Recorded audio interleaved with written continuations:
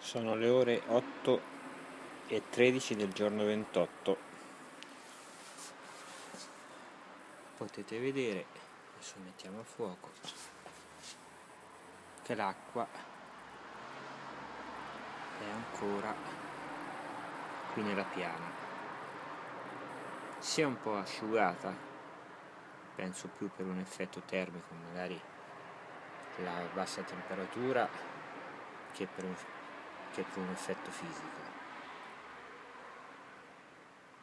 Provate a immaginare se quest'acqua a contatto qui dove c'è la crepa, perché comunque è coperta da questa stuccatura, che cosa succede se a distanza di un giorno ancora l'acqua non riesce ad andare via per effetto fisico.